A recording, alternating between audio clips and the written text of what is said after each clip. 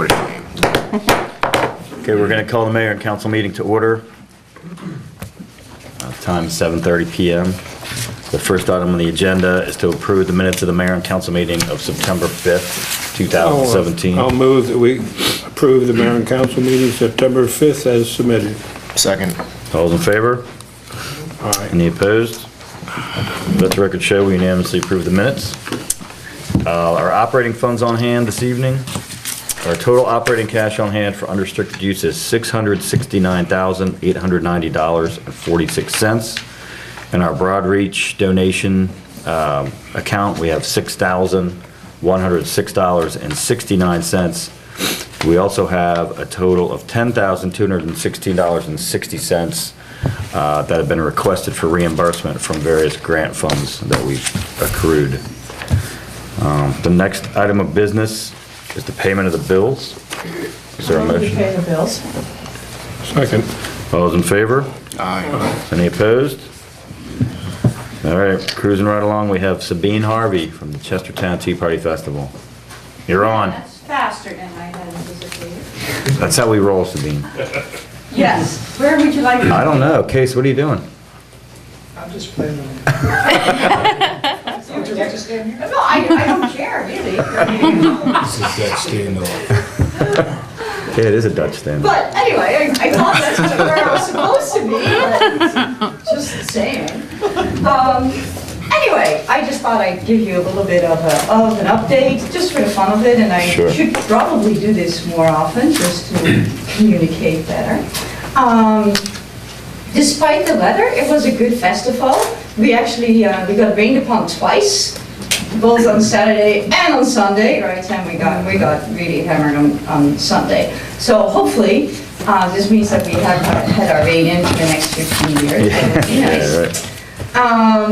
And speaking of Sam and the young professionals, this was the first year that we really had some very good partnerships going on, one with the young professionals, and trial and error, and I certainly hope that we will continue that. You know, there's always things that you have to work out, but I thought it worked out well, and obviously they're way better at some year than we ever will be. And we also had a very good partnership with the Historical Society, kind of a no-brainer if you think about it. But, you know, these things take time to set up, so I hope we will continue that partnership as well, so that we can focus more on historical things and all that kind of fun stuff. So the application for the Stories of the Chesapeake grant is coming up, and I may or may not get my act together, so it's always a toughie, but if I do, I'll definitely ask for a letter of support. But you know, there's a little thing called rest of life and work, all that kind of fun stuff. So, and I'll get to the, of course, call for volunteers at the end, but there's one other thing that I need to mention, and that is,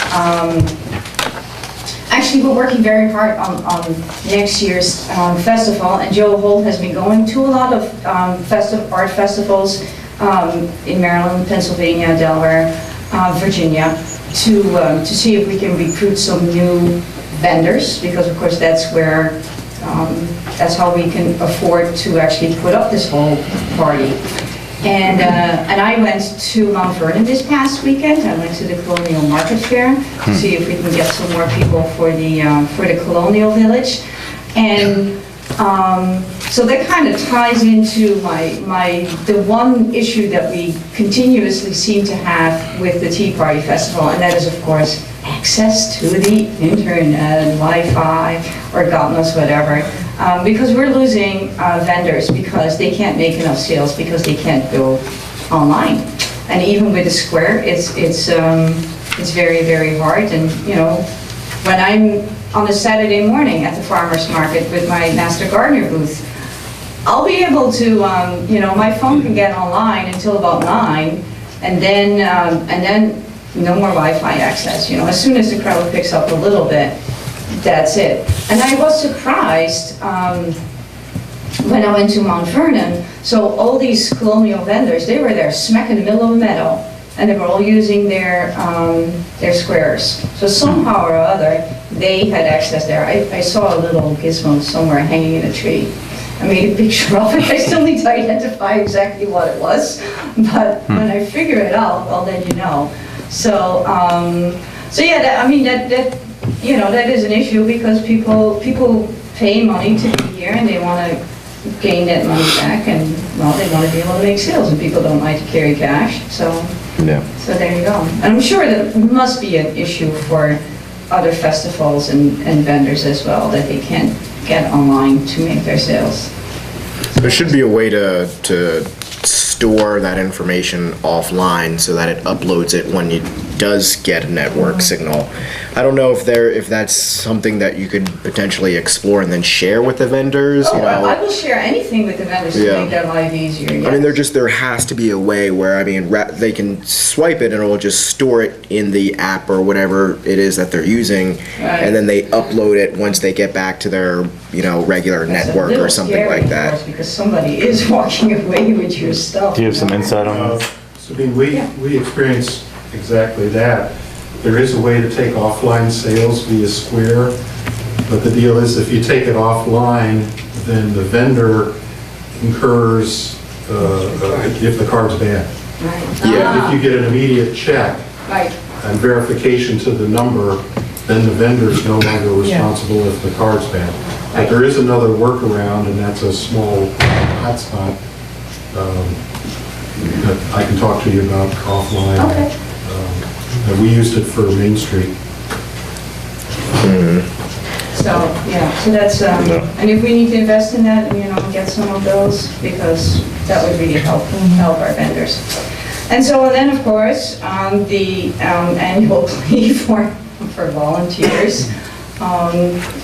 The Juanita Vizaric, who was in charge of the Colonial Village, she has let us know that she would really like to step down after so many years.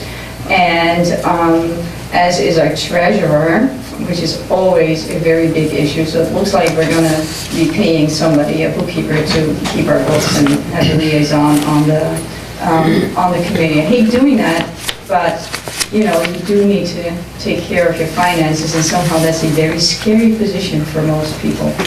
And then, of course, we never ever, even though we do manage to advertise, have somebody who is in charge of PR, advertising, marketing, or God knows whatever.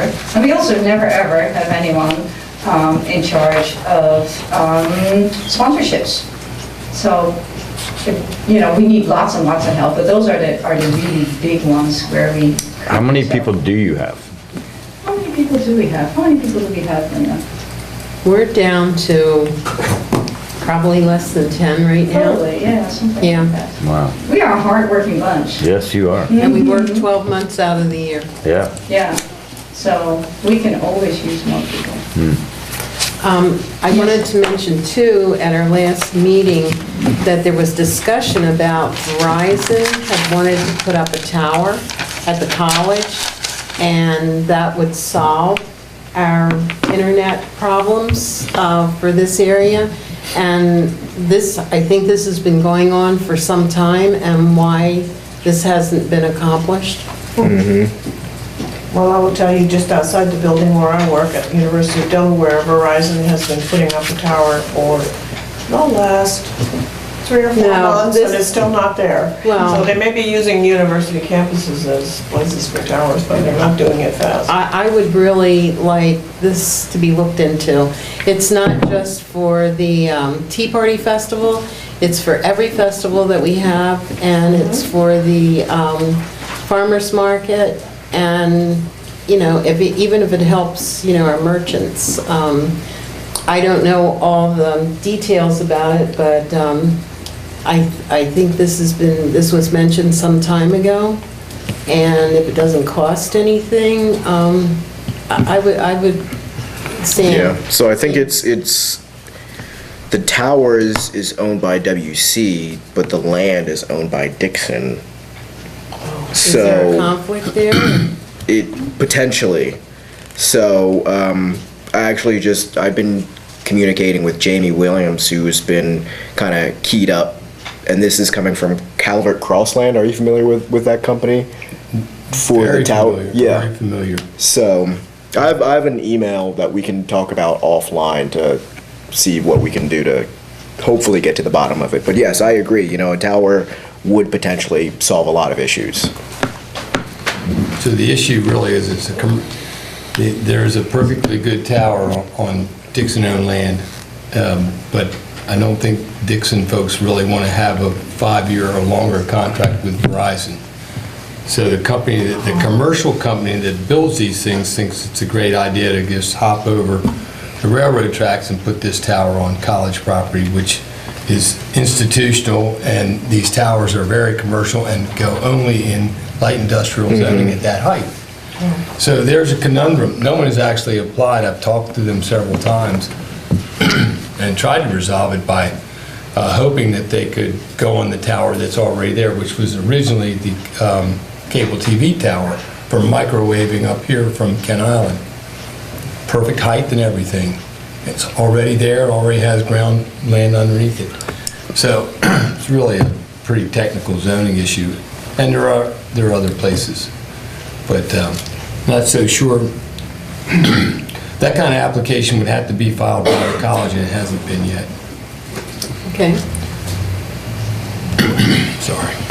You Okay. can look Well, into for it. all intents and purposes, I think it was a great festival. Yes. And I think everybody had fun despite the rain. And we, we're working hard on next year's festival, and we hope to continue all of the connections that we have made over the past years. And if anyone wants to help us, that would be really cool. Yes.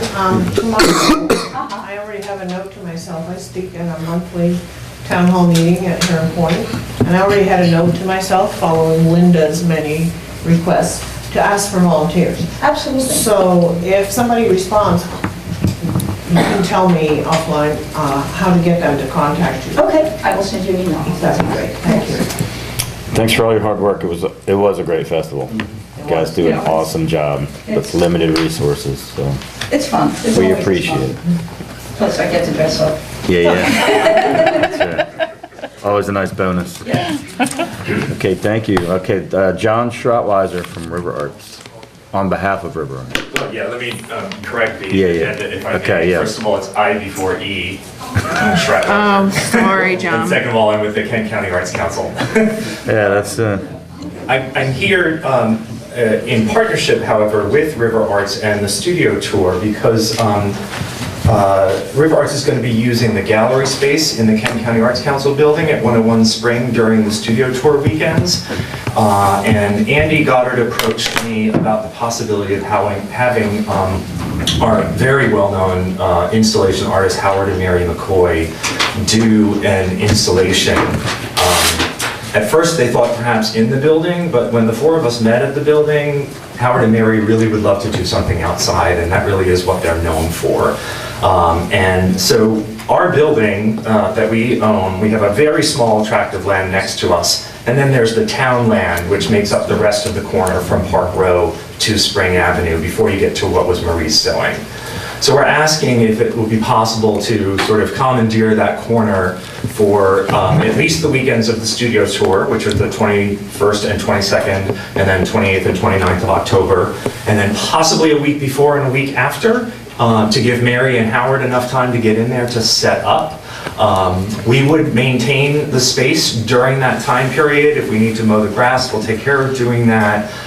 It's just a great way to extend, first of all, our presence to the park, but also extend a reach to the park and those that are coming across the park during the studio tour weekends to come up to the three artists plus Howard and Mary, who will be displaying their work in our building that weekend. And, you know, I did go back through the Chestertown Arts Master Plan.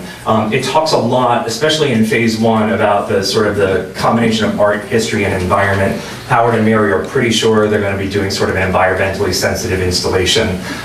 It talks about the need to sort of highlight the gateways, the pathways, and environmental art. Our building is sort of a gateway into town from the north. And if you look at the Arts Master Plan, the walking path, the art path that's laid out in that plan the top corner of that is right in front of the post office, which is right where this piece of land is going to be. So it's highly visible, it's easy to access, and it's pretty well connected to the rest of the town. It's a pretty smart spot. It's actually designated on the master plan for a permanent art installation. I'll come back and talk to you all about that another time. But for these weekends, for the River Arts Studio Tour, we really love to highlight Howard and Mary in an outdoor exhibition. Do you have a sense of the scale of what they're thinking? I don't yet. I know it's going to involve corn stalks. But they're not doing like a corn maze or anything like that. But they really want to keep in season and keep reflection of the land, the environment of the Eastern Shore. They're still brainstorming, but that was the original plan. So Did you give us the dates?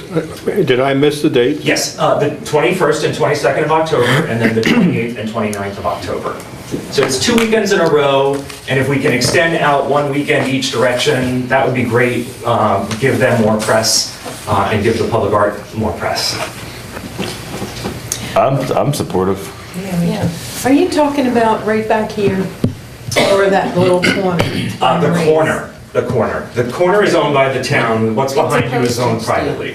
Somebody give us that not too many years ago, I think. I just want to say this publicly. Alan Eliasson gave us that before he died.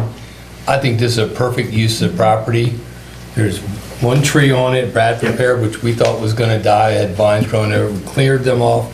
I think this would be perfect. Yeah, I remember somebody giving that to us. It's about the size of half of this room. And Why it's, don't we gift it to the Arts Council? I think that they didn't, because they That's didn't a ask for brilliant it. idea. If you ever consider gifting that to the Arts Council, we'd be happy to manage it as a public That's art called, space. that's called regifting. That's Really? I mean, what good is it to the town? Well, why don't we Take resolve, one thing at a time. why don't we resolve the request that's on the table? I really like this Yeah. Do you like request this because building? it's so in touch with the public arts plan that a lot of people in town, myself included, were involved in the charrettes development. And Do you like that request enough to make a motion about that I request? certainly do. So I need that date for the other 2 weekends. Hold on. I'll get it. I got it. 14th. 14th. So you And the asked for, So we asked for the 21st, and 6th, it would be the 14th and 15th of October through basically the 5th of November. so presumably a day before for setup. Well, as long as we get it by the 14th, like have access on the 14th, then they have time to set up, and when it's ready, it's ready. So I move in the first instance that we allow the Kent County Arts Council to use the land on Spring Avenue for a public art installation around the studio tour weekends from the 13th of October to the 6th of November of this year. Okay. Is there a second? Second. All those in favor? Aye. Any opposed? Okay, we unanimously approve the motion, so your wish is granted. Thank you very much. wanna Should I go come back to back this, to you or another do we wanna time go there now? for the extension of that request? Yeah, I think you should. But I think it's a totally reasonable request. I We'd think love it's to a present good that, and we'd idea. love to work with you on that. All right, cool. Thank you all so Thank much, you. appreciate it. All right, moving right along to the police report with Chief Adrian Baker. There he goes again.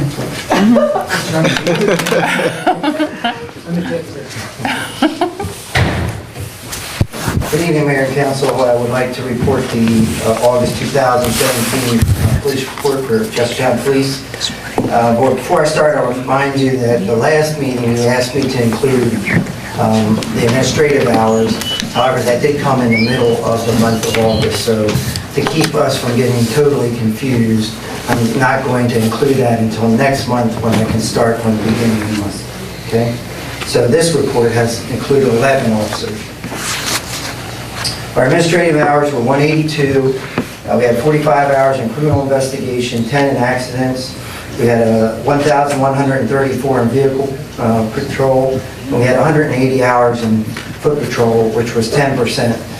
I've talked to you before about the percentage and how sometimes literally 1 month 129 hours can be 10%, and another month it's 8%. So this number, although it's 10%, and we're happy with that as far as our goal, but it's actually quite a bit more than we've had because we have more officers contributing. So 180 was more hours than we have had in some time for foot patrol. We had a very unusual month that we did not have any training hours. We had 22 hours for court and 145 for overtime, which was 8%. Could I stop? Yes, ma'am. A couple of months ago, you told us that half of the force had the Narcan training, Yes, ma'am. and so has that been delayed for the Narcan? That's a very timely question. The entire department has been trained, and this afternoon at 5 o'clock, we made our first Narcan saving. Oh, bravo. Yeah. So our department made 11 adult arrests, and that resulted in 19 separate charges, 4 were for FTA, 3 each for DUI and litter, 2 each for assault and traffic, and 1 each for failure to obey and FOA, indecent exposure, theft, and trespassing. We had 0 juvenile arrests. We had 8 Part 1 offenses. We cleared 1 by exception. We had 19 Part 2 offenses. We cleared 12 by arrest and 1 by exception. Our motor vehicle citations issued were 43. Our motor vehicle warnings were 232, and we had 416 red speed. We broke the overtime down for you, and we had 19% for special assignment, 10 for extended investigation, 105 for shift coverage, and 10.5 for court. Our red speed, like I said, was 416, so that's staying, kind of pretty much, not literally an average, but anecdotally, it's about 401 still. Our awards, Ward 1, we had 28 calls for service. Ward 2 was 106, Ward 3, 72, and Ward 4 was 79, and at large was 3. Our busiest day of the week was Wednesday, and our busiest time of the week was between 2 and 3. And I think Councilman Gross had a question. Oh, well, we discussed it offline, but this, compared to the other wards, it's kind of absurd, but it is a high number of calls for service for the first ward at 28 this past month, but 50% of them are related to the address of the trailer park or the immediate environs. There are a lot of calls to the 100 block of Philosophers Terrace and the 100 block of Horsey Lane. And there really aren't any residences at all on Horsey Lane and only 1 on Philosophers Terrace. So that continues to be a concern for me, and I'm just not sure what we can do. Well, We've done and you've expressed that concern a couple meetings ago. So one thing is, quite honestly, we're concentrating on that area. Good. And then So it's second, vigilance. yes, ma'am. And Yeah. then secondly, as I explained to you before the meeting, it really is involving probably 3 or heavily involving 3 or 4 people Yeah. who are continually calling. Alcohol, quite honestly, is involved, and it's got a little Jerry Springer thing kind of going on. So, that's kind of the nature of a lot of those calls, especially where you note that it's not a residence, but someone has left an area, often intoxicated, and then we've addressed them, off-site. One thing I would also like to bring to your attention, and this was a result of a meeting or 2 ago concerning the trailer park and an incident where there was a bike theft. And I talked to my officers and said, it's very important if you are the victim, but in the scope of the world, it's kind of like a nuisance crime. But nonetheless, what can we do? So we had an antiquated bike registration program. For whatever reason, it just hasn't been kept up. So I was on the radio station 2 weeks ago, and we're trying to publicize that we have reinstituted that bike registration program. If nothing else, it's going to help us on the back end when someone says, hey, there's a bike in my backyard, and I don't know whose it is. If it's registered, we can check that number and figure out who it is. And I would also think that it's going to give the owner confidence in having the bike registered. Of course, the most relevant information that I can give somebody is lock up your bike put it in the garage, put a bike lock on it, and don't leave it out in the front yard. Another thing that I wanted to bring to your attention is I was approached by, I'm not sure what his title is, but the leader at the Elks Lodge, who has applied for a grant and wanted to know if we would participate in a drug drop box. And I told him we'd be very interested in that. And so basically, it's a locked box, and we will have it under surveillance where people can come when they kind of clean out the medicine cabinet or whatever, and they find some old prescription drugs, they'll be able to drop it in that box. And we have people occasionally stop by the police station asking where they can do that. The Sheriff's Department has one also. And at first I didn't think it was necessary because they do have one, but there's a lot of people that walk in town and would have access that might not be able or might not be willing to go out to the Sheriff's Department. So provided that he's successful with his grant, we will go ahead and put that in the... As long as he's in town. I mean, it's not, but he's soliciting police department, so he's... Oh, I see what you're He's saying. countywide, so he also approached Rock Hall I see what you're saying. and asked us if we would participate too. So you would have a box at the police We station? would have a box at the police station and Right. and people could come and kind of like, sort of like dropping it in a mailbox type thing.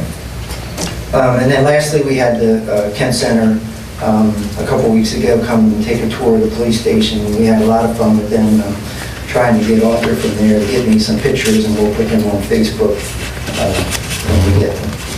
If someone wants to register their bike, they just call you up and describe Maybe their I bike? heard this and didn't give specifics. If they want to register their bike, we're going to make it available to them Tuesday through Friday from 1 o'clock to 7 o'clock. We're trying to catch the after. What do they do? Drive the bike So they- by? yeah, we need Show them it to you? Yeah, we do need them to actually bring the bike. Oh. And then what we'll do is we have a number system, and so we'll put a sticker on the bike that we can trace back to our records, and then we also will make a more permanent identification. It's a, you know, I'm not going to really say where that is, but in case somebody decides they're going to... I tried that 30 years ago. It worked for a week. Yeah, you know, I'm just being open-minded, and I thought, you know, when our first day, we've already started, I thought there'd like be a line of people out there, and that didn't happen. The problem is, there's no penalty if you don't do it. See? Oh, it's voluntary. Yeah, so, you know, unlike your car, you can't ride around with an unregistered car, you gotta have tags on it. Correct. Bicycle, that's not true, and I'm not advocating making it a compulsory thing, Yeah, but it's just very hard to get people to do it. They get fired up a little bit for the first week or so, and yeah. especially if you're going into the schools and doing a safety talk or something. Mm-hmm. The next day, you get a half a dozen, and then you might not see another bike for 6 months. Maybe reaching out to like Sam's group. You have a biker cycling group, don't you? Oh, maybe. I'm not affiliated with it anymore. Oh, okay. I thought you had. a Turns out I cycling don't like group. cycling. But I mean, some of the adults, not just big bikes, but the adults tend to have really valuable. Well, absolutely, you. yeah, you know, the more valuable the bike, the more relevant it is. And I would add also that registration is free. I have 8 bikes, none of them are registered. At your interest. Thanks, Chief. Right. Yep, tried it. Okay, our next item is the town manager's report. Bill Ingersoll. I'm going to change the order of the way I'm going to do this because I asked Case Demoy to come in and help with the Marina Interpretive Center drawings. It's pretty exciting stuff. I told you last time that we had literally taken the second story off this building and that I thought it looked just as good or better and will serve its mission as well with the second story removed. So I wanted you to see. My picture still has a second story. You gotta turn the page. So you have both, Marty, you have both the old and the new, so you can take a look at. Oh, okay. The front is the two-story version, and the second one is the one-story version. The first one we can't afford, the second one we probably can afford. In Case, is there anything you'd like to say? Case has taken this through the Historic Commission, been in all the meetings with the architect, and you have anything to say, Case? Yeah, I think it's as it turns out, having had that extra time going through the bid process and getting the bids that, as Bill said, came in quite a bit higher than we anticipated, that going back to a one-story building, I think fits on the site better. It's lower, it doesn't overwhelm the other buildings around it, and I think looks more in keeping with what you might expect to find at a marina. Having that second floor was sort of gravy, you had a deck overlooking the river, and it certainly would have been a nice space to rent out, but a couple of things were of consequence to the design of the first floor. Because if you turn to the last page, you'll see the floor plan. Because of the elevator shaft and because of two stairwells that had to go on the first floor to access that second floor, it left a lot of things, it made it a much more cramped first floor. With those stairwells and the elevator shaft gone, we've now been able to add that laundry room in, which is very important for boaters, and also to provide additional space for office and bathroom. You can see from left to right, there's a... The deck looks a little bit bigger. Is it bigger? The deck looks a little bit bigger in the new one. The deck may be a little bit bigger, but it was on the second floor and on the first floor in the old plan. Now it's on the first floor, and what we've done before, it was below the height of the first floor. It's been raised up, and those middle windows in the back, if you look to that one-story image, open up onto the deck so that someone can rent that marina office / interpretive center for public function and use the deck as spillover space, so that as if you're having a reception or something there, you can be outside if the weather is nice. I was just wondering if the ADA toilet could be where the utility is, because if you put combination locks on the doors for the men's shower room and the women's shower room, wouldn't your interpretive center have to be open for ADA access to that? Everything is ADA accessible. No, but what I mean is, your ADA restroom is inside the interpretive center. Right. Whereas the interpretive center would have to be open for somebody in a wheelchair to access that restroom. No, because the public facilities are also ADA accessible. That has to be ADA too? Yeah. Okay. So why do you have a second one? Why couldn't that be some usable space? Because if you're working in the interpretive center, or if you're having a function in there, then that would mean you have to have the other bathrooms open during those functions, and those are really intended for boaters. So we just thought it'd be a good idea to have a bathroom that a person running the marina office could use when they're in there. So it's minimal. It's a minimal bathroom. It's one bathroom and it's also ADA. Limited to ADA. It's a unisex bathroom, so it's Maybe you directly should, from that. maybe you should indicate, in the center section too, that it is also ADA. Yeah. Instead If you want to use the shower, you'd have to get a key though, or something from somebody. It's not going to be open all the time to take a shower. I'm not 100% clear on how this will work, but there will be some sort of key or card access that will get you into the bathrooms. Those bathrooms will be open during public events, but the showers would be a second stage that you also could not open during those public events where you don't want people taking showers. If you want to open the bathrooms.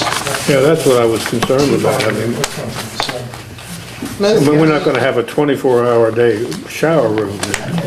Most marinas have a combination locks, and then you have the combination of the week or the month or whatever. So, Kesa, a related question that I have is the location of the wheelchair ramp at one end,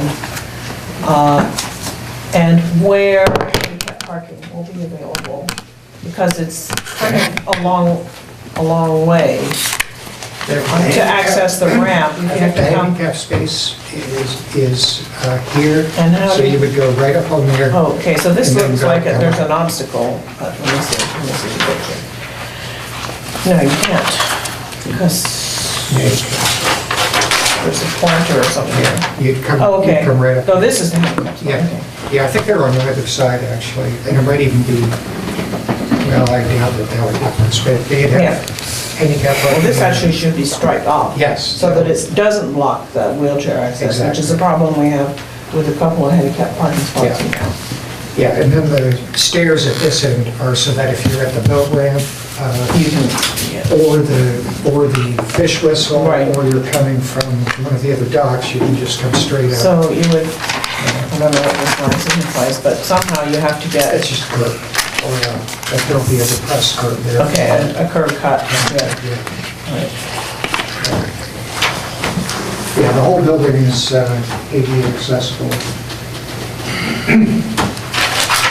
Yeah, you don't see it in the drawing, actually, there's, oh yes, there is a grate right there, it looks narrow. I think the main thing is, by making these changes, it's still a pretty substantial building. It still absolutely addresses everything we'll need to run a really nice first-class marina. And we are hoping it's gonna literally cut the cost at least in half. And we have $480,000 that we've already been awarded, and so we're about halfway there. So I still need to go out and raise a bunch of money for this. But we're like back in the game, I think, whereas before we were just, it wasn't even like. Does it have naming rights? Well, that's, if anybody's out there that wants to leave a legacy for themselves. Sure. Yeah, absolutely. Lots of space above those windows for If somebody, you know, the Showgate Center. I think 5 letters is just about perfect.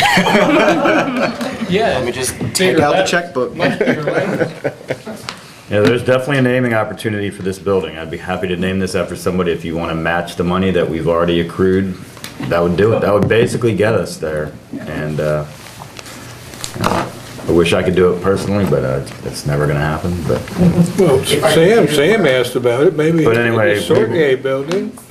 We will be, you know, seeking additional funding, grant sources and whatnot, but if any individuals are interested, let me know. And a real quick update on Broadreach, the sculpture at Wilmer Park. I think we're very close to reaching our goal of raising $139,000, most recently with the help of Chestertown High School class of 1967. One of you is a member of that class.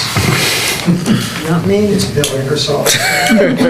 And led by the inimitable Annie Coleman, they raised $5,000 towards the sculpture. The sculpture will be delivered on Tuesday, September 26th. That's right. It is being trucked across the Bay Bridge and has to be escorted, so it cannot be there before 8 a.m. So sometime in the afternoon on September 26th, you'll see a very impressive truck with a couple of huge pieces on it, and that'll be delivered. Yerkes Construction has provided a crane to lift that into place. His men dug a footing and poured 2 very substantial concrete footings for the sculpture. And Anthony's Flower and Landscaping is going to help with the site grading and placing of sod after the site has been graded around the sculpture. So we're getting some really great volunteering and This is pro bono work on donation, those yes. companies' part? We Yes. have to find a way to acknowledge that. Yeah, that's what I'm doing right now. As you speak. So, yeah, so terrific progress on that.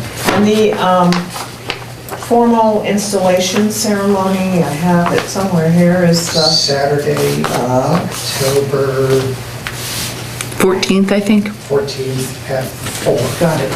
At 4 is it now? Okay. I had it down at 5. So the That was the- dedication will take place Saturday, October 14th at 4.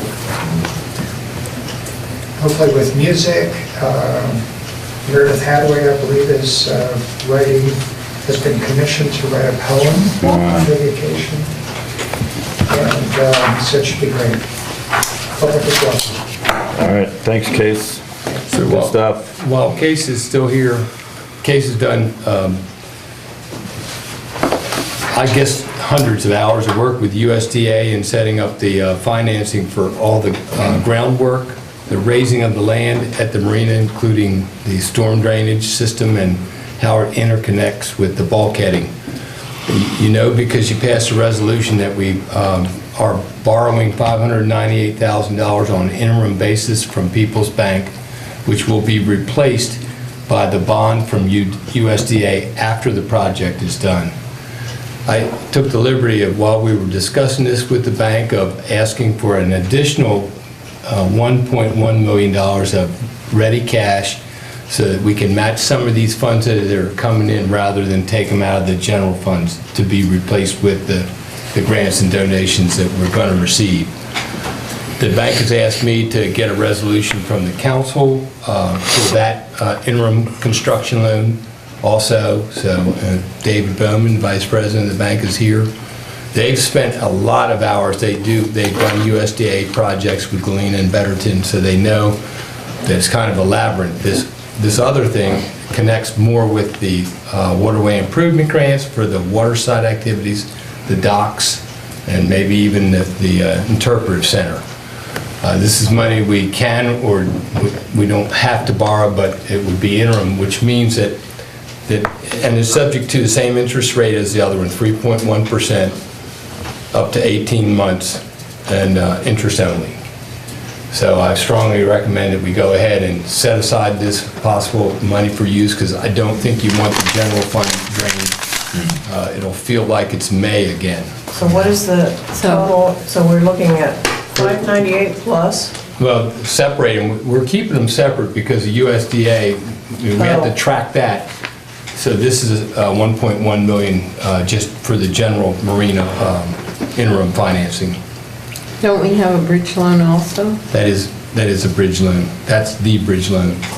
This is? Yeah, that's what this 1.1 is. It's basically, like I say, so that when a bill comes in before we get reimbursed or funding is available, that we're not taking it out of the general fund. That way we can also track it better. So is this an extension on the bridge loan? No, this is a second bridge loan. A second bridge loan? Right, this is... How much is the first one? The first one is 598, and we passed that by resolution required by the USDA.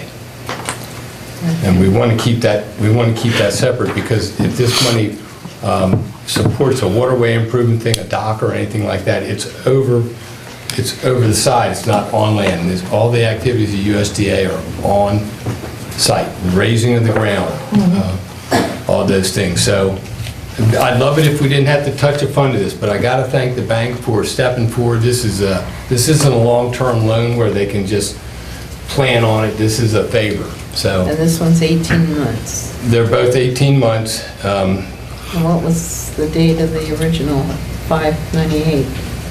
Well, we passed a resolution in the spring, but both of them will become effective soon. We'll sign the final papers. Okay, do we need a motion to do this? I would like a motion to authorize that additional line of credit or interim financing of $1.1 million. Marty? Marty? I'm thinking about it. I am. My understanding, the second 1.1, we only use it if we use it. Otherwise, we don't pay the interest on it, or do we do? Right, we pay interest only, we borrow what we need, we replace it as we want, there's no prepayment, and it's interest only. Interest only on what we take out? Right. Not on the whole 1.5 million? Is that right, David? what I said? It's fixed. So, and I appreciate their bearing with us. They know a lot about the USDA, so they understand. And they did recommend that we keep this in two separate baskets, I agree. bundles. So could I have like a motion to that effect? Motion? Motion, or he couldn't hear half of it. I would move that we go ahead with the 2 loans. Or, well, we already did one, so for the second loan, Yep. 1.5 million. 1.1. 1.1. 1.1. See, I was gonna give you another 500,000, 400,000. Yes, That's a motion. she can write it down. I got it. It'll be perfect. I second it. All right, there's a second. All those in favor? Aye. Any opposed? Okay. So thank you, David, for coming, and Case, also, thank you for coming in.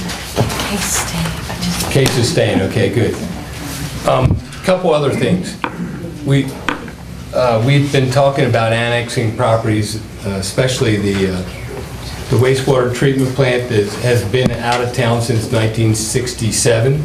That's just hard for me to believe. And it's caused us some problems, not huge problems, but hurdles. When we went to do the new wastewater treatment plant, we spent a lot of months getting the county to approve our requests, and I think even our comprehensive plan says we should annex this to the town. So I prepared an annexation resolution for you tonight, as well as the required annexation plan. This is a property that's owned just by the mayor and council. We don't anticipate doing anything other than what we've done since 1967. It has 2 things on it, wastewater treatment plant and a 4.99 acre solar site. And we're happy with that. I just think that annexing it is part of what we're going to do, and we were going to annex the Gateway Park, but I find it less complicated to do them one at a time. So if this works the way I expect it to work, then we'll go on to the next one. There's really no advantage to the Gateway Park being annexed yet, because it's in town, as far as I'm concerned. It's built. You need a motion, actually. Yeah, no, I don't need a motion, but I want this to represent the introduction of this. If you agree to the introduction on the 16th of October, after 4 weeks of publishing this, we'll have a public hearing, and that would be the enactment date. It would then become effective in December. We don't publish the whole thing, though. No, we have an That would be advertisement. bigger than the normal Kent County News. If The advertisement just describes the properties on either side, and that it was the lagoon site, so everyone will know that. Yep. So if we're all in agreement with that, we'd declare this the introduction of that resolution number 1. Terrific. Yep.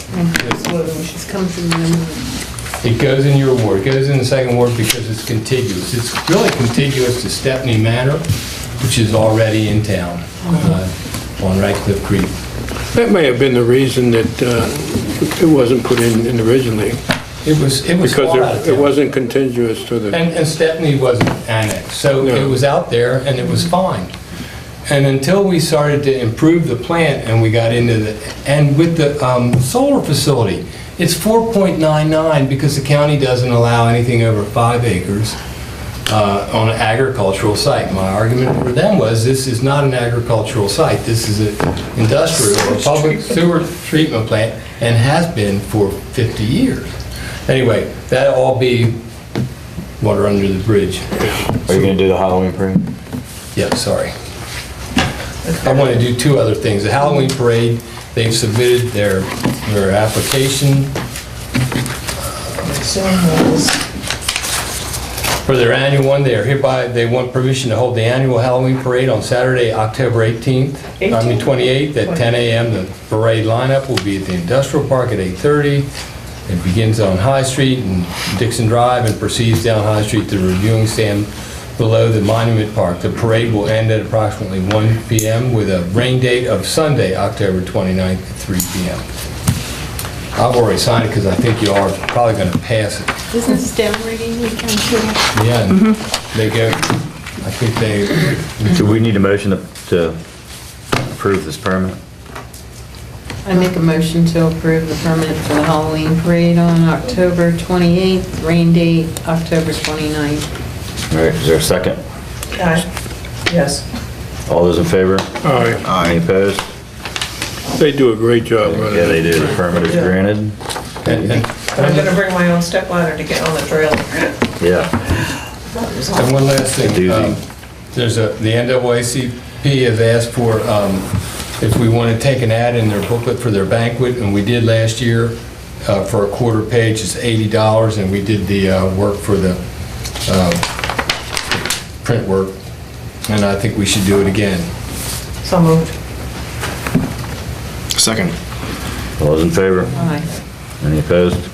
Has Approved. the Harry Potter Festival come to us for a permit? I actually spoke with Kay about that today because they have not, I don't know what the holdup was, but Kay's going to present it on the 2nd. The festival's the Well, the 7th. festival's on the Oh, 7th, come on. and I have already had phone calls and questions about setting up in Fountain Park, and the only time that the farmer's market is moved from Fountain Park is Tea Party Festival weekend, and then the farmers and artisans market is incorporated in the festival. Yeah, I Because don't know the details of there it. there were problems last year. And not that, I'm against anything, that's not why I'm bringing this up, but, Well, I'll bring you up to date. They have suggested changes where they leave the farmer's market on Park Row, and fewer people get moved to Monument Plaza. And Kay's been working with the artists and the vendors. and then there's like we had like a 30-day understanding, understanding that anybody for a permit would come to us at least 30 days in advance. For closing streets. And Are they closing streets? Harry Potter, well, I don't know, are they? Yeah, I don't know I either. don't need a book. Have they in the past? Not that I know of. Well, they did move, the artisans moved to Monument Park, and I believe that street was closed. Oh, I see. But other than that, no, but that's still a street closure. Yeah. But gotcha. that's only 5 days, That's not right. I'll get with Kay. And, Somebody needs to nudge them because that's it. Yeah, well, it's- we need to communicate to all those artisans and farmers and if Yeah, they there's need to any know ahead of disturbance, time. because that's like, But- it gets overblown frankly, but it's a pretty big deal to them, so. yeah.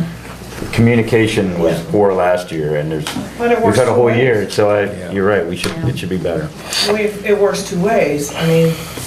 We have this rule that people are supposed to come 30 days before to get a permit, especially if street closures are involved. They haven't done it, but Harry Potter weekend is a big weekend Huge. for town and for the Huge. merchants and for everyone involved. So we really need to communicate better with the organizers of events like this to tell them what Yeah. they need to do. Our 30-day rule was for street closures, but we work with Yes. these people year round. But like I said, week is- the only Saturday that the farmer's market is moved is Tea Party weekend, and then they're incorporated into the festival. There's no plans to incorporate, and displace. Yeah. I've already had phone calls and Well, last shopping. year, okay, I won't go into it, what happened last year. But anyway, But yeah, we should reach out to them. I'll email Rachel Perry, Panis, and see what she says. All right, let's move down the agenda. Mayor's report. I'll be brief. It's really exciting to see this new rendition of the interpretive center. I think it's still a very attractive building, and hopefully we'll start moving forward. I talked with Bill and Case about just continuing to move all these balls forward. It's an incredibly complicated project with all these funding agencies. They give you these grants, and then it requires this incredible amount of legwork before anything can actually happen. So we're still moving that down the field. But probably one of my most exciting 10 days of being the mayor was these last couple of weeks, where the college has really accelerated their plans on their part of the waterfront, where I went to a ribbon cutting for their new boathouse, where they've raised all the money, and I believe they're breaking ground imminently, and will legitimately plan to have that open for the next school year.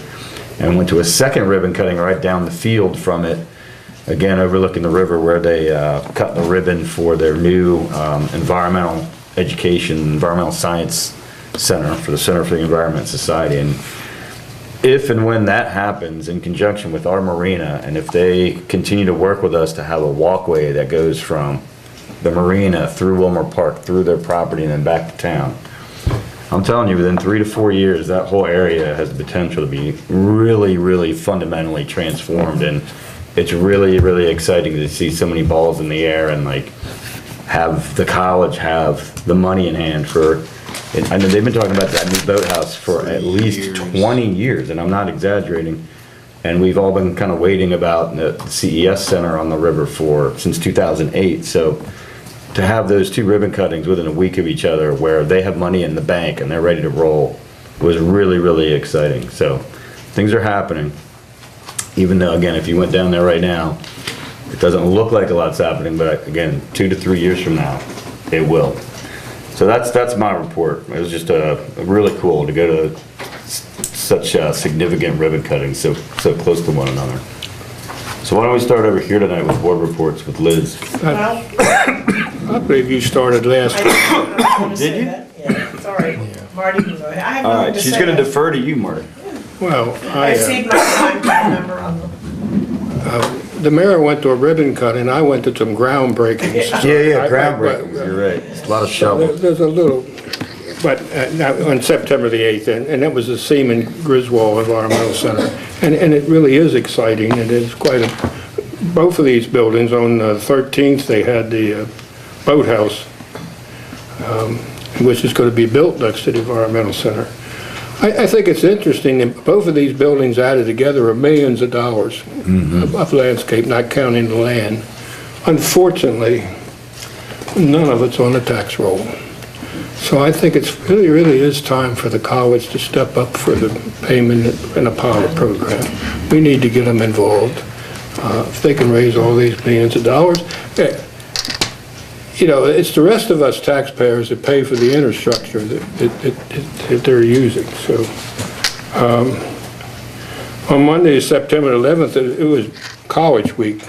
The mayor, by the way, the mayor and I think Linda was at one of them, and Liz was at the function that they had at the where.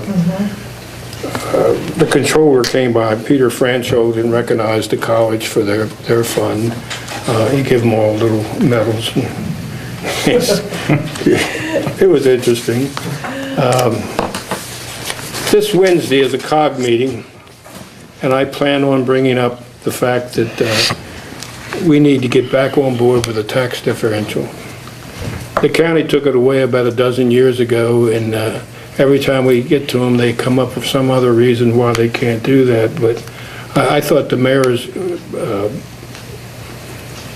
and his assertion the last time we talked about this, the fact that they're plowing roads up there, but they have never plowed a road next to my house. But I'm paying for that plow up in Lynch and Wharton and Still Pond Nick and all that. It comes out of my county taxes, but they don't pay my town people to plow our roads. That's just one example, fix them and so forth. And finally, I don't know whether the camera can pick this up or not, but this is a purple tie. The Ravens have won 2 regular season games and 4 preseason games, so they're on a roll. They've won 6 straight games. So we'll see what can happen. All right. Sam. Everything in Ward 3 is okay, other than the bus situation with the Kent County Public Schools. Since so many kids live in Ward 3, I certainly hope that reliable transportation gets their act together, because, you know, this situation going on for the past couple of weeks is affecting a lot of kids, and the last thing I want to see are school kids in Ward 3 in Chestertown and in Kent County staying out for the bus for 30 minutes, an hour.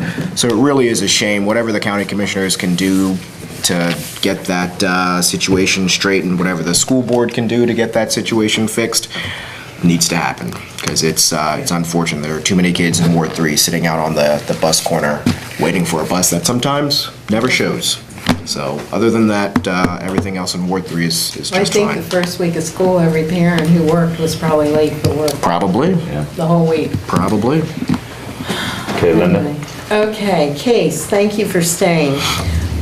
Over here at the 7-Eleven, did the lamp break off of the big concrete base that is on Yeah, I know what the you're talking about. Maple truck hit Avenue side? Because you can tell how many cars have hit it, including me. And I saw a truck hit it. So what's going on with that? No idea. It's the big base. There. I saw the lamp get taken down, and so I assume, do you guys know anything? A truck hit by it. a truck and knocked in. I don't even remember it being there before. They're really And, nice on the lanterns. corner. Yeah, there are two there. There were, I guess, apparently there were three. Now there are Right across over two. there. Did it, base is there, but- did it move, or you hit it while it was It stationary? won't move.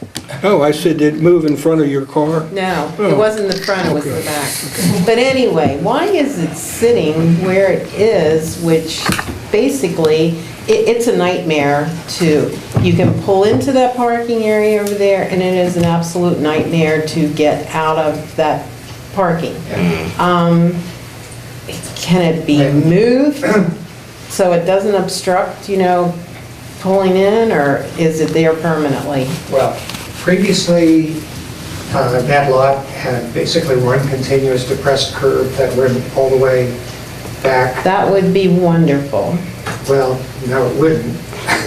Why not? Because you want to, or at least the planning commission, when they had that application before them, had to try to balance the needs of the business with traffic safety, so they worked with the State Highway Administration and arrived at the configuration of the entrances and exits the way that they are. So, not a great answer, and certainly not anything that's going to make anybody happy as far as that light is concerned. But I haven't spoken with them about. You can tell how that many light. people have hit it by all the, the chips and the, whatever, the coloring on it has been knocked off and, Yeah, well, lighting on the site is obviously important as far as visibility and so forth. But I don't know whether Bill knows whether if there are enough streetlights in the vicinity, I would say just remove it. Well, I It think is it's dark a tonight, danger. so maybe I'll go take a look. okay, it's like right over there. Okay, now, I had a phone call today, which, thanks, Case. I had a well, let me say this, in keeping with the college, inauguration is Saturday, and there will be fireworks Saturday night at no expense to the taxpayers. I was going to say, I'm all for fireworks, as long as we don't have to pay for them. Next thing, I had a call today that, from one of our farmers in the farmer's market who talked to Bill, and thank you very much for allowing a porta potty to be put in. I did not talk to a farmer's market person. Yes, he is. Roy, Roy's? he's in the farmer's market. market? Huh? Yeah. Oh, I didn't know that, you didn't say that. Anyway, there will be a porta potty finally in the nearly new parking lot, and you directed it to be where the telephone booth used to be, and those of us who have lived in Chestertown long enough remember where the phone booth used to be. And Wayne Bradley has very generously offered to charge $100 a month and to bring it to the parking lot and pick it up for the hours. I assume it's either going to be 4 or 5 hours on Saturday morning. For years, I have had people ask for this because the visitor center doesn't open, till 10 o'clock? What time's the I visitor? think it's open 9 to 5 on Saturdays. 9 to 5, but anyway, people with small children, and I know that everybody coming to the farmer's market and all the artisans and the farmers will be very happy about this. Now, like I said, Wayne has very generously offered to do this every Saturday for $100 a month. And I'm asking for a motion that this come out of the farmer's market revenue, since we just increased it from $5 to $10 a week. And I don't think $100 is really going to break the revenue fund from the farmer's market. Well, Roy told me he wanted to do it. You know, I think that's very generous of him, and I also think it's very generous that the farmers have donated their own money to seed the grass in Fountain Park over the years. Maybe you're not aware of that. I am, I remember it well, it was several years ago. But I don't think this is, and therefore the farmer's market revenue is designated back to Fountain Park. And I'm asking for a motion, and I was just say, if anybody's against it, just think of parents down there with small children in the morning and You're trying. guilting us into That's accepting. exactly what I am doing. Really. It's not gonna sit there all the time, it'll No, come and go. absolutely not. And Wayne has been very generous on the price, because it would be 3 or 4 times more if he charged the regular cost. And how does Well, Marilyn what I- feel about it? It's our That's parking what lot. I told Roy was, I hadn't brought it up to the council yet. I didn't know that Linda was involved. He said this was for little kids. I said, well, isn't it for vendors? And Absolutely and he said- everybody. He didn't even tell me he was a vendor. He's an old friend of mine, Roy Mears. He said he really wanted to do this himself. And I said, well, what happens if you get tired of donating this yourself and suddenly it's expected of the town and the price isn't even the same? So I think it ought to start out in the beginning, because this has been going on, I've been on the council for 6 years, you know. I don't and- remember that question ever coming up, though, about a porta-john at the farmer's market, ever. Really? Yeah, I really I don't. don't even, Well, anyone else Owen remember has that? talked about it, and, I don't. but anyway, it's really needed. Roy, Going back to, Roy and his sisters sell jelly and stuff. Yeah. His wife. So he's gonna donate the use of this? he said he was, and I said, No, he was going to pay for it because of the need, and I told him, I said, I really don't think that it's gonna cost It's that. $100 every Saturday? no, No, it's $100 a month. $25 every, well, And then if you want to, I mean, if you want to do this, you could limit it to the farmers and artisan season, because that usually goes from about April. The artisans don't stay there through the winter, but the farmers do. And it's a very limited number of farmers when the weather gets really I cold. think that's a good solution, maybe like April through November? I want to know why you discourage people from donating to the town. I'm all for it. I know Roy Mears, but if he wants to donate, I'm all in favor of it. We get donations all the time for the dog park. I It's don't for- turn them down. It's Guys, we're having like a huge everybody. porta potty debate. Let's make a decision. Look, Peter, pay attention and look into the camera for the parents that you don't want their children to come to the No farmer's one's market. objecting. I'm not objecting to the porta potty. I'm objecting to you talking people out of donating. I don't understand that. I don't think that Wait, one wait. person should have to pay for All it. right, does anyone want to make a motion to support Linda's When idea? of a everybody and porta potty? visitors are going to use it. $100 a month? can we defer this till next time? No. Sorry. No, because they're Sam, make a planning on motion, having man. it there Step this up. Saturday. There was I did tell Roy that the Can I make a motion? Harry No. Harry You Potter, don't wanna well, I can make a motion. I mean, Harry Potter Festival will be on the 7th, so we really don't want to block access for taking away on the 7th. Are they gonna be They'll have responsible porta for potties. putting it in and taking it? They- in? Wayne is going to They put bring it it in. and pick it up. I agree with Marty, $25 though. I mean, if he was willing to make the donation, then he was willing to make the donation. I don't see it that way because. Can we accept Linda, we would not have 2 pavilions, a half a dozen benches, if I didn't accept donations for the dog park. It's not an LLC. But Hey, we look, do let me take, tell you something. Those farmers make money down there. They're not doing it because they're really just nice guys. This is a courtesy Every one to of them makes everybody money. who comes to That's the Chestertown on cheapest piece Saturday of morning. rental you could possibly get for a store. Say well, what? That he offered to He didn't tell me he was a farmer. They're not down there, Charmer. He's an old friend of mine. So but on the April other till hand, they are November. paying- April until November? April till November. All right. Let's They do are it paying that way. $10 a month. Are you about to step $10 up? a I'm week. about to make this motion and Step up, squash man. this Step conversation. up. I think I would that's a like to great make a idea. motion that we Second. I was about to do it. pay $100 per month to install a porta potty in the proximity of Fountain Park from April through November. And For that revenue is Saturday. going to come from the farmer's market. Revenue. And I'd like to make a motion that if somebody wants to pay for it, they're certainly We need a welcome to second. come in and I'm pay gonna for it. second. Let's take care of Sam's. I'm gonna second that. All right, there's been a second for Sam's motion. Aye. All those in favor? Aye. Any All right, opposed? now I want to make my motion. If somebody wants to come in and pay for that porta potty, then the town should accept the $100 in a month to do it.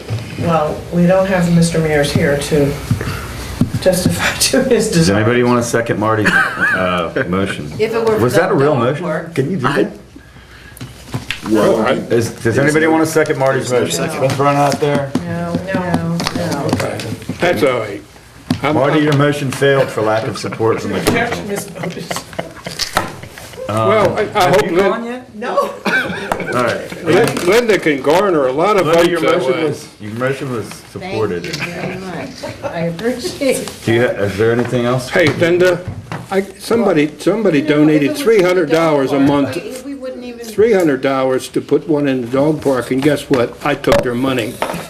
All right, Marty, we got it. All right. Okay, Liz? Well, I'm so glad to say that having discussed my main concern during the police report, I have nothing else to report from the first. I love that kind And I of. move that we adjourn. Second. Oh, sorry, no, we Whoa, can't. no, no. We have questions. There were no requests from the public to be on the agenda, so do we have any questions or comments tonight from the audience? Yes? I have a quick question. A couple weeks ago, I was at a meeting and I thought, I remember, could be incorrectly, that Downrigging weekend, Sultana Group wanted to have a parade also, but they were sure not to conflict with the No. Halloween parade. Has Sultana decided when their parade is going to be? My colleague Drew McMullen has been in touch with Bob Knapp, who runs the Halloween parade, and I'm not sure what the solution was gonna be. I think we might be incorporating the Ferraris into the Halloween parade so that there's no, but yes, they're gonna work it out so that there's not Ferraris coming through the middle of the parade. Right, no, we just like to have parade porch parties, so I need to. Ah, I see. You have to plan, you have to plan. Off the top of my head, I don't know what to tell you, but the downrigging brochure will be coming out like this week, so I Okay. could show you where that is on the brochure. Marty, if I understood you correctly, were you interested in going back to the college to discuss? Oh, I'm sorry, I took my hearing aid out. Go Have your ahead. hearing aid in? Well, you see, these pick up the microphones. This picks up the audience. Did I understand you I correctly? can't hear you, ma'am. Just wait till I get this out and get the other one in. That's what I was asking. Somebody can repeat it for me if they I want. really don't. It has to do with the pilot program. This is be kind to handicapped people. Go I ahead. understand. Okay. Could you please repeat for me what you commented on about the college and the monies that they have and all the groundbreaking and ribbon breaking and tax revenue from them? We get no tax revenue because they are used for educational purposes. The only thing they pay taxes on, they have some residential property and some rentals and so forth that they own, that eventually maybe they'll convert to education. They pay taxes on that property. The rest of it, as long as it's used for educational purposes, all those big buildings they have up there, they pay no no taxes. They own about a quarter of the towns. Right. And you're, There is such a thing, many universities and many colleges throughout the United States make payments in lieu of taxes. Now, and that's private colleges too, it's not just, I checked into it, there's several of them out in western Maryland and so forth, Frostburg and so forth give money to the towns because they use the town's roadways and we do work for them. Police department, they have their own security service, but I tell you right now, I don't want a security officer to answer my daughter gets raped. I want a policeman, a real live policeman that can make arrests to investigate it, and they do. So I've been on that for 10 years now, and I think this new president might even be leaning that way. He seems to be a very common sense person. so, to follow And I'm on to sorry, I that, couldn't- the sale of the Blue Heron, where the city was collecting taxes on that, now the city will lose that tax money? No, that's actually not That's not owned true. by the college. That's what I'm wondering. That's what It's, I'm the building is being purchased by a private citizen who is affiliated with the college, but he's basically gonna own it as a private entity and will continue to pay property taxes and is gonna lease the building to the college for the purposes of a Eastern Shore Food Lab, which I'll let them explain what that entails. Right, no, I read about that. But my understanding is that there will be property taxes paid on that property. Good. Any other questions? Okay, Liz, would you like to make a motion to end the meeting, please? Move that we adjourn this meeting. Second. All those in favor? Aye. Any opposed? Good meeting.